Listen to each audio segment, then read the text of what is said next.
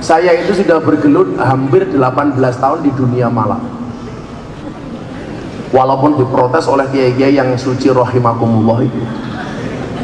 Jadi saya pernah diprotes habis-habisan gara-gara saya ngimami anak 15 mabuk tak imami sholat subuh di Malioboro. Oh, saya dihujat sama kiai yang sucinya luar biasa itu. Orang mabuk kok diajak sholat? Kan kamu tahu orang mabuk itu sholatnya tidak diterima oleh Allah 40 hari. Goblok. Saya jawab, ditompora urusannya cangkemu, apa ya mana tahu, tapi urusannya pengiranku. Akhirnya anak saya tanya, bah, apa benar orang mabuk sholatnya tidak diterima oleh Allah 40 hari? Iya benar. Terus bagaimana dengan kami, bah? Ya mohon maaf, itu hadisnya orang normal, sementara kalian abnormal. Kalau kamu sholatnya nunggu nggak mabuk, pertanyaan saya, sholatnya kapan? Wong bendino mabuk. Bahkan mereka bikin paguyuban namanya pangunci, paguyuban ngunjuk ciu. Sing diombe apa? Sifas, ciu plastik kabeh. Jadi saya biasa mabuk di pinggir jalan, tak datangin ayo sholat, Allahu Akbar, mereka di belakang Allahu Akbar, ghairil maghdubi alaihim waladdallin. Harusnya jawabnya amin, mereka enggak. Ghairil maghdubi alaihim waladdallin.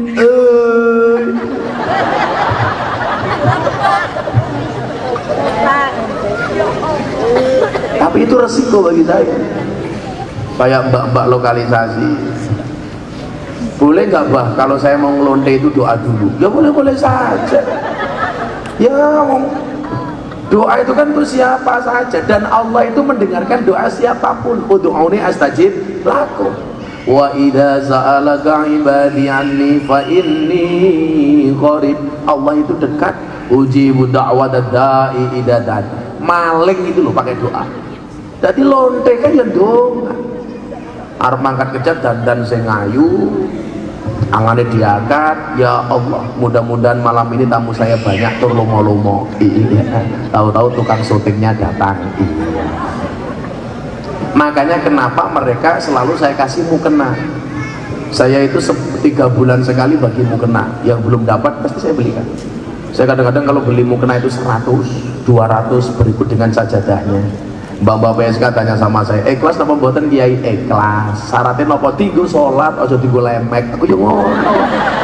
Oh digelap. Berkah saking Gus Miftah, matane. Jadi orang yang dianggap buruk sekalipun itu juga butuh selamat. Makanya kemudian saya menawarkan metodologi dakwah jemput bola. Kenapa demikian? Mereka itu sebenarnya pengen ngaji, mbak-mbak PSK itu gabung dengan jamaah umum itu pengen. Tapi biasanya orang-orang yang suci ini cangkemnya nggak kuat, lonte kok ngaji. Saya kasih contoh, ini fakta, bukan fiktif, tapi fakta. Saya duduk di teras kafe Jalan Seturan, Kota Yogyakarta, mau pengajian sama mbak-mbak dunia malam, LC. Kalau di Purwokerto ya namanya Purel lah. Apa nih gini? PL, pemandu lagu, atau Purel. Apa nih gini? Potis. Kalau di Pantura namanya Purel, perempuan rela diusel-usel. Mereka kerjanya di mana sih? Di puskesmas, pusat kesenangan mas-mas. Pekerjaan mereka apa?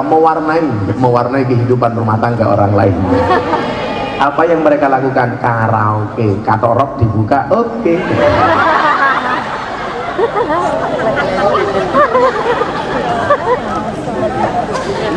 Orang yang datang ke kafe itu orang susah apa orang senang?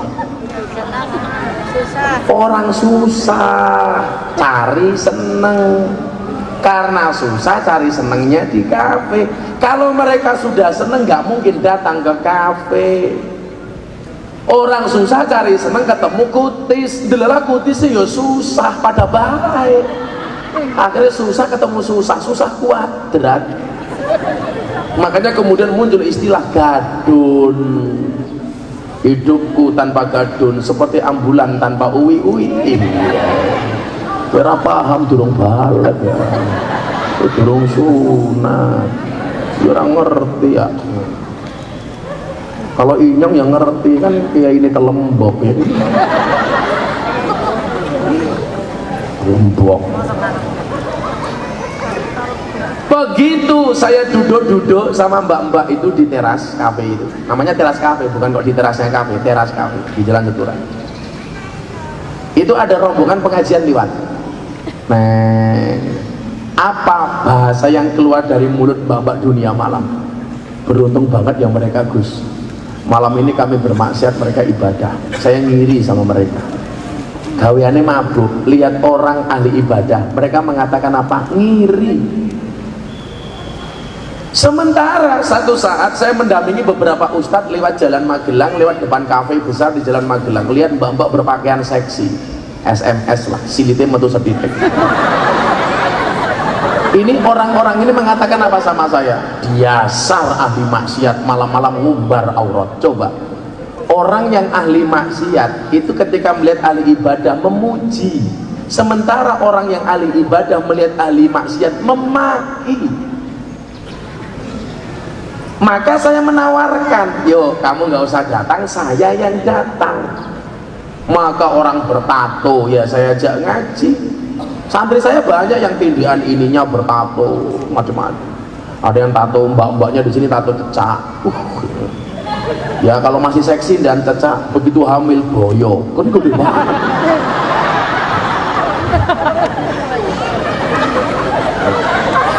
Yang lucu di Jawa Timur kemarin saya pengajian di bekas Doli.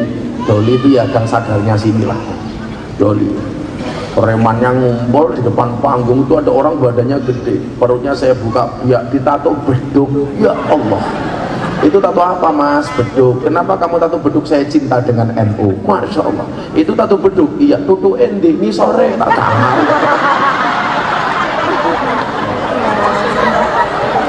Tak ketemu ya.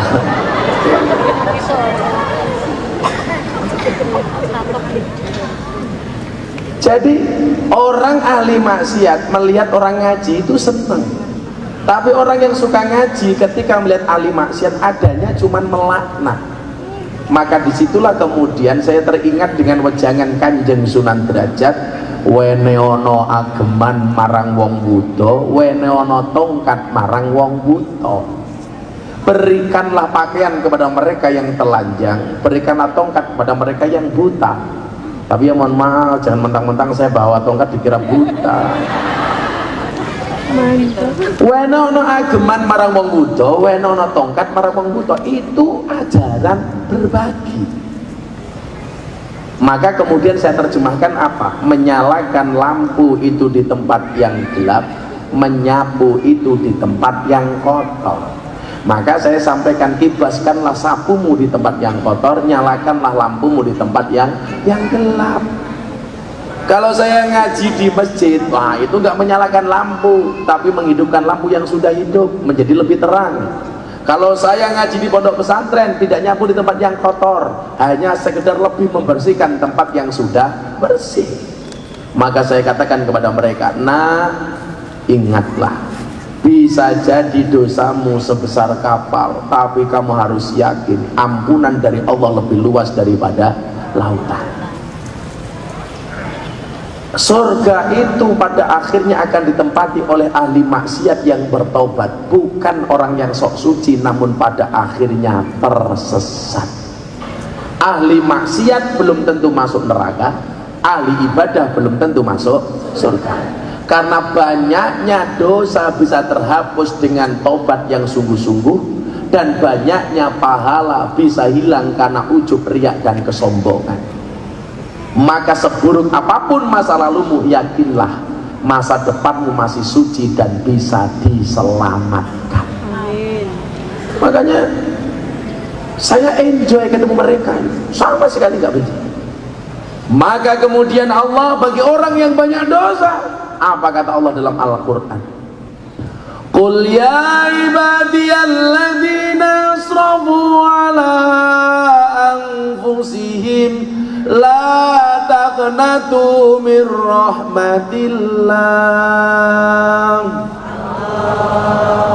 Innallaha yaghfiru dzunuba jami'a innahu huwal ghafurur rahim. Apa kata Allah kepada para pendosa? Katakanlah, wahai hambaku yang melampaui batas. Coba, ini kata kuncinya ya. Anda benar-benar ini tolong diperhatikan. Ini kata kunci.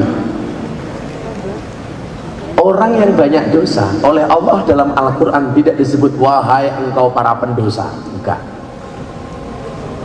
Orang yang banyak dosa Allah tidak memanggil wahai engkau ahli maksiat. Enggak. Tetapi Allah mengatakan wahai hambaku yang melampaui batas. Dia tidak memanggil ahli maksiat, tapi memanggil hambaku, untuk menunjukkan kedekatan Allah dengan mereka yang melampaui batas. Hambaku, padha karo kowe nyeluk anakmu, hai anak.